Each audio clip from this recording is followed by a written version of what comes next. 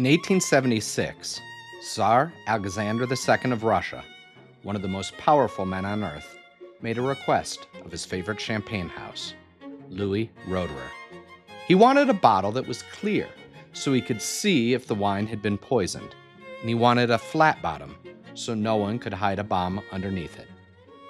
Welcome, I'm John, and today, a story about a champagne bottle. That bottle became Cristal, widely considered the world's first prestige cuvée. One of the most expensive and recognizable champagnes on earth. 5 years later, a bomb killed him anyway. Not in the bottle, in the street. And his son, the new Tsar, blamed the Jews. What followed was one of the largest forced migrations in modern history.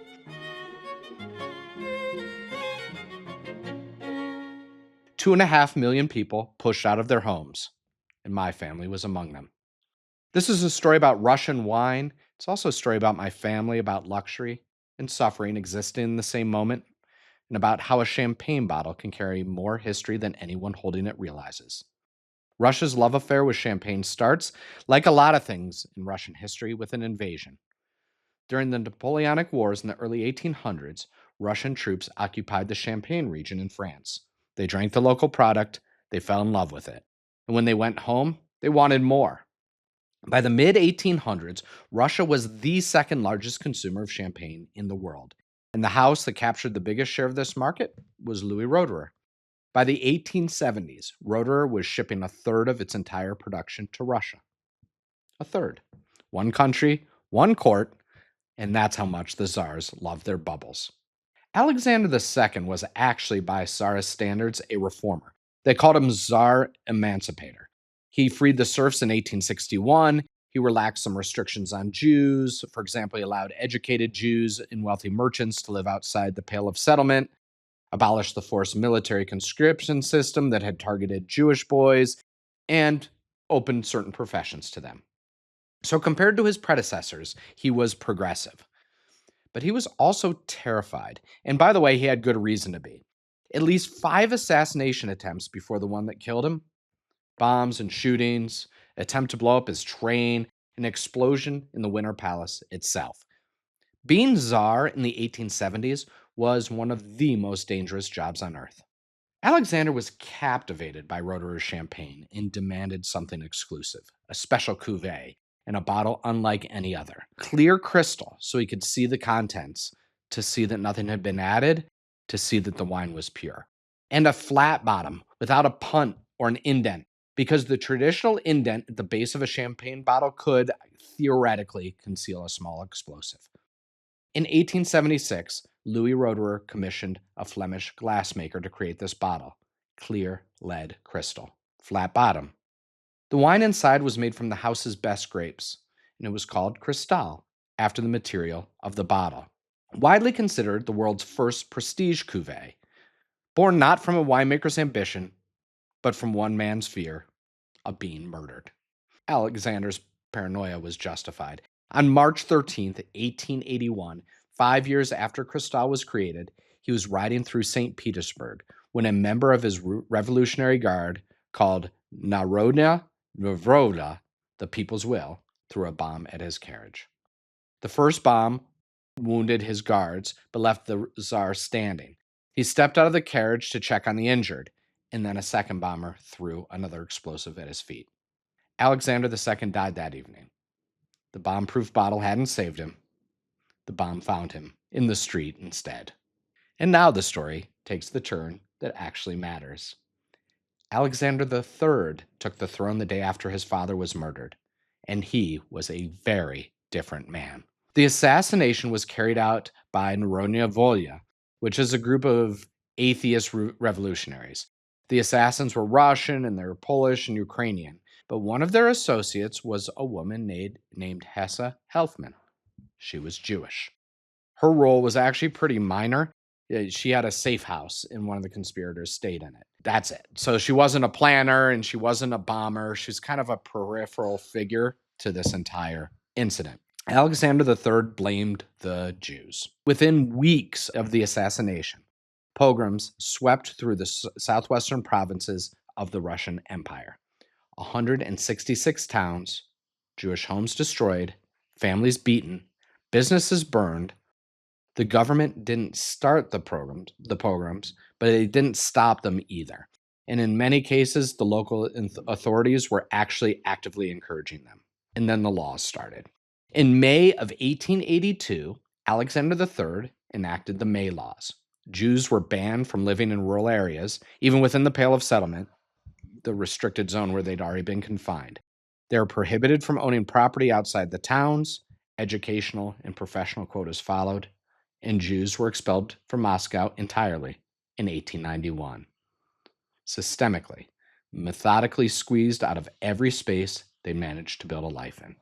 Now, Alexander III's minister, Konstantin Bononevstev, reportedly stated that the aim for the Jewish population was one that was delivered with a chilling clarity.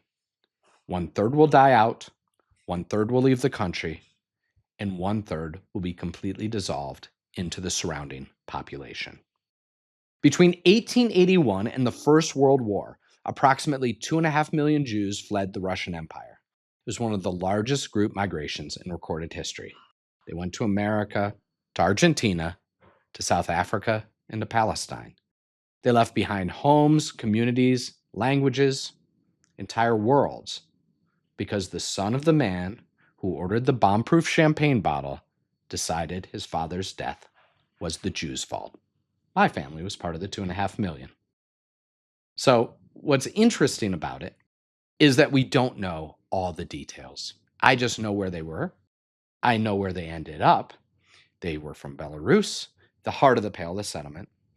I know that they were pushed out during the pogroms, but I don't know all the gory details. So a lot of that history gets lost in the leaving, the way it always does when people have to go quickly. But I do know this. My family is in America because the Tsar was killed and his son needed someone to blame. And I think about that when I see a bottle of Cristal. The most famous luxury champagne in the world was born from one man's fear. The bottle was designed to protect a ruler from the violence swirling around him. And when the violence came anyway, its consequences, they didn't fall on the powerful. They fell on the powerless. On people like my family, on millions of people who had nothing to do with any of it. So what happened to Cristal? Its story is almost as wild as the Tsar's. When the Russian Revolution came in 1917, the Romanovs were overthrown. The market that had consumed 1/3 of Roederer's production vanished overnight. Cristal was discontinued, and it didn't reappear until 1945, when Roederer released it commercially for the first time. Same clear bottle, same bottom. But now anyone could buy it. The Tsar's private champagne became the world champagne in the embers of the Second World War. And then in the 1990s, something no one could have predicted. Hip-hop discovered Cristal. Tupac, Jay-Z, Biggie. It became the ultimate status symbol in a completely different culture for a completely different reason. The champagne designed for a Russian emperor, terrified of assassination, became the drink you popped in a music video to show that you'd made it. Until 2006, when Roederer's managing director, Frédéric Rouzon, was asked about the Hip Hop Association in an Economist interview, and he responded with what many considered to be words of disdain. Jay-Z called the comments racist. He boycotted the brand and launched his own champagne, Armand de Brignac, the Ace of Spades, partly in retaliation for the statements made by Roederer. So, here's what I keep thinking about. A czar orders a bomb-proof champagne bottle in 1876. 5 years later, he's killed. His son blames the Jews. My family flees Belarus. They come to America. Generations later, I'm standing here, a Jewish guy from a family of immigrants, making wine content, opening a wine bar in Florida. And Cristal, it's still on the shelf. Still in that same clear bottle, still with that flat bottom, still carrying the fear of a man who's been dead for 140 years. I don't drink Cristal very often, but when I do think about my family and I think about Belarus And I think about the people who left everything because the czar's son needed a scapegoat. And I also think about the fact I'm here in this country making this thing I love because of what happened in the aftermath of that bomb. Sometimes history, it doesn't stay in the past. It lives in a bottle. Sometimes it lives in you. Cheers.